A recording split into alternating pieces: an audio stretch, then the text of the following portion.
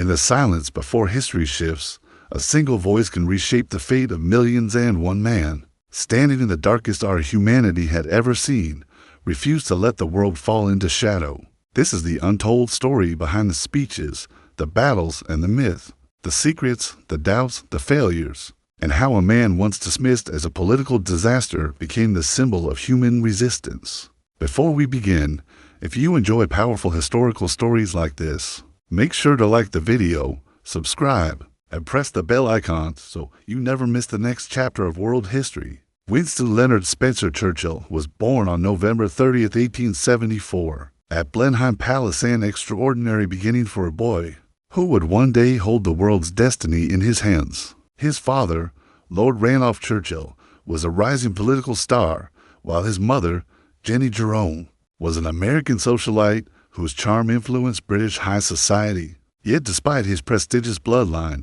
Churchill's childhood was anything but warm. He grew up craving the affection of parents who were rarely present, forming a deep emotional bond only with his nanny, Mrs. Everest. This early loneliness carved into him a fierce need to prove himself, a psychological fire that never stopped burning. As a young man, Churchill was restless, rebellious, and often underestimated. He performed poorly in school until he discovered a passion for the English language and military strategy. But instead of following a safe political path, he ran toward danger. He joined the British cavalry and plunged himself into wars across Cuba, India, Sudan, and South Africa. At just 24, he became a war correspondent whose daring exploits, like escaping a Boer prison camp, turned him into a national hero. These early experiences shaped Churchill's worldview that courage in the face of terror was the highest virtue, and that destiny favored those who refused to bow. By 1900, Churchill entered Parliament, armed with ambition, intelligence, and a volcanic personality.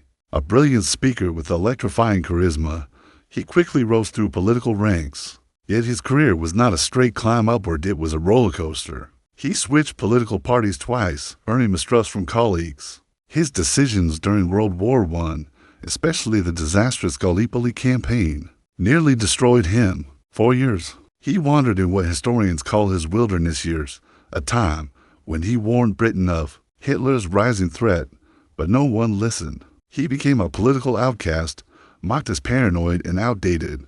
But the world changed in 1939, when Nazi Germany unleashed its fury upon Europe. The warnings Churchill had given for years suddenly became prophecy. Britain needed a lion, not a diplomat, a fighter, not an appeaser. And on May 10, 1940, at 65 years old, Winston Churchill became Prime Minister, a moment that aligned his destiny with the survival of civilization itself. As Europe collapsed under Hitler's advance, Churchill faced a Britain cornered and alone. France was falling.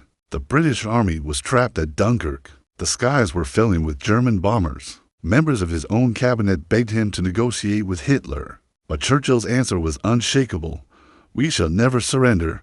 These were not just words. They were psychological weapons crafted to keep an entire nation standing when logic said they should fall. During the Blitz, London burned nightly under waves of bombs. But Churchill walked among the ruins, comforting civilians, boosting morale, and showing the world that leadership meant standing shoulder to shoulder with the suffering. His voice on radio broadcasts became the heartbeat of resistance. Children slept in bunkers clinging to his speeches. Millions believed survival was still possible because one man refused to bow to fear. Behind the scenes, however, Churchill carried immense personal weight. He battled depression, what he called his black dog.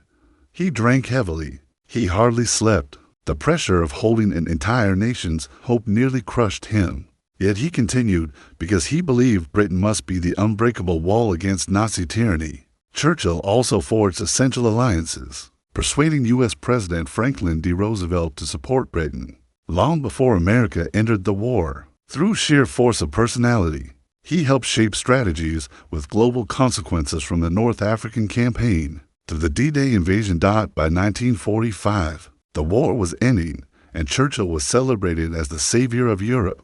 Yet, in one of history's great ironies, the British public voted him out of office just months after victory. But Churchill was not done with history. He returned to power in 1951 and helped guide Britain through a rapidly changing post-war world.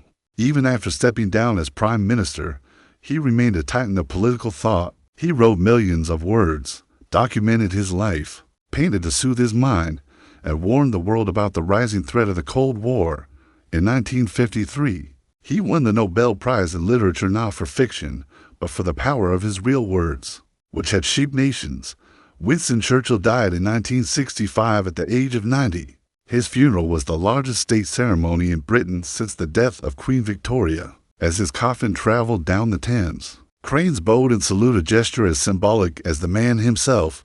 Today, Churchill remains one of the most complex figures in history, a hero of democracy, a flawed human being, a man forged in failure and redeemed in the fire of war. He showed the world that leadership is not perfection, it is courage, conviction, and the willingness to stand alone when the world needs you most.